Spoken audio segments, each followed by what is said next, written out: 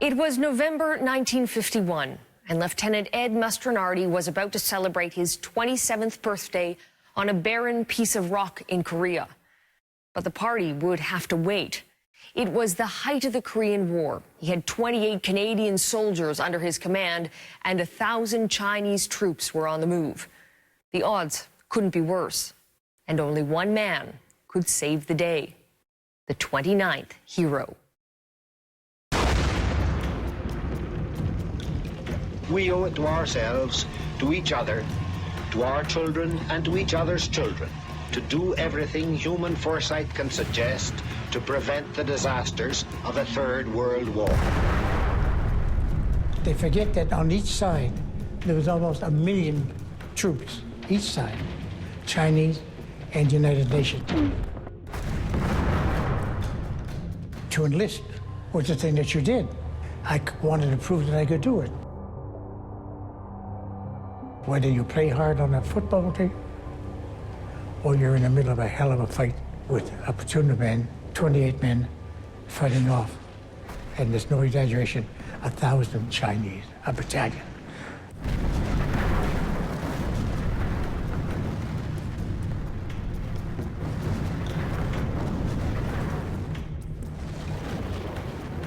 We threw a total of 350 grenades over that 8-hour period. And I must have tossed about 50 of them. The reason being, I could throw it much further than anyone else. And I could pinpoint it, and I threw it just like a spiral. Twisted the wrist, and out it went.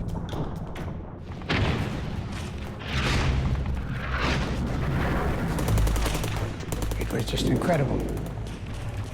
Such men. Such men. For that awful piece of real estate. But that's what we're called on to do. And I don't think that's recognized or understood, to be honest with you.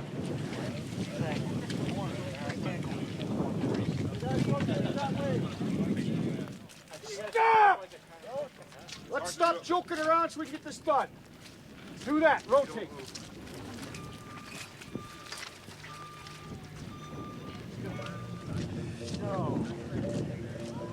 That outpost, it's a world all of its own.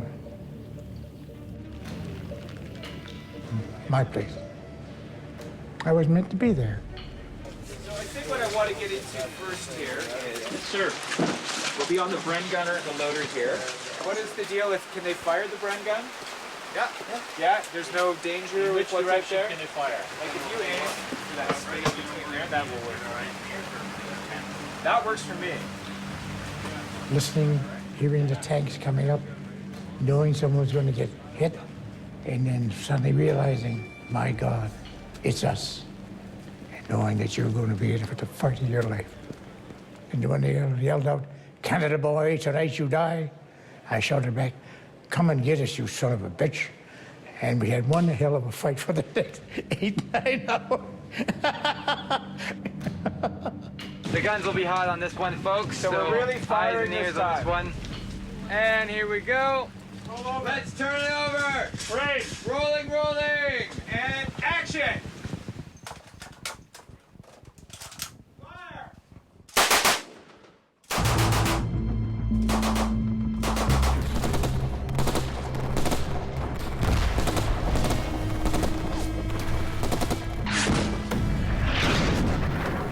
This may surprise you, but that night I was exhilarated. I felt a tremendous rush and determined that we weren't going to quit. We were not going to quit. They blew the wire, and they blew a gap about a good 8-10 feet wide, and they stormed it. With the wire breached, there's nothing to slow down the next attack. The 28 Canadians are about to be overrun.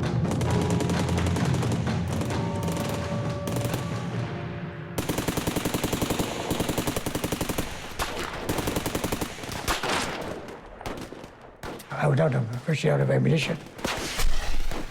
I had 16 wounded. I had roughly 11, 12 men left. If they overran me, they'd kill all the wounded. And if I'm proud of anything of that, that's what I'm really proud of getting them back successfully. It was the fantastic destruction. Bodies, Chinese bodies everywhere, right around my command post. The 3 of them that I shot right around my command post. There's no glory in killing people,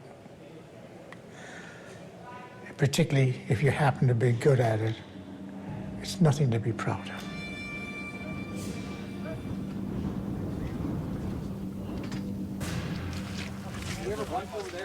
Is this good for you as well?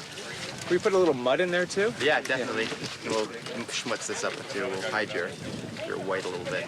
This is actually the final scene of the program in which Ed returns to the position after the night of the battle to recover his one guy that was killed during the battle. He insisted on coming back. He had just fought all night, and they were going to send a different company down. He said to his commander, I want to go with my guys, and I want to go back and get Campo.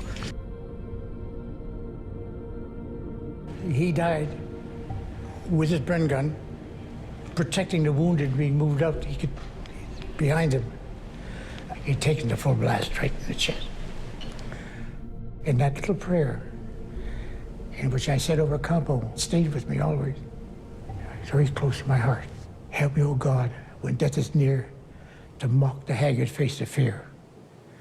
That if I fall I must, my soul will triumph in the dust.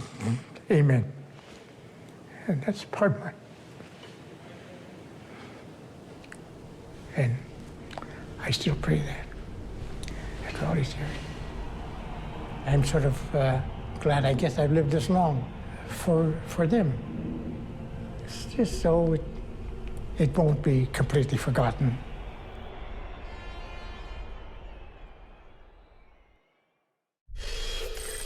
You can see the full History Channel documentary, 28 Heroes, on Monday, Remembrance Day, at 9 p.m. And that is our broadcast for tonight. I'm Carolyn Jarvis. From all of us here at 16 by 9, thanks for watching, and we'll see you next week.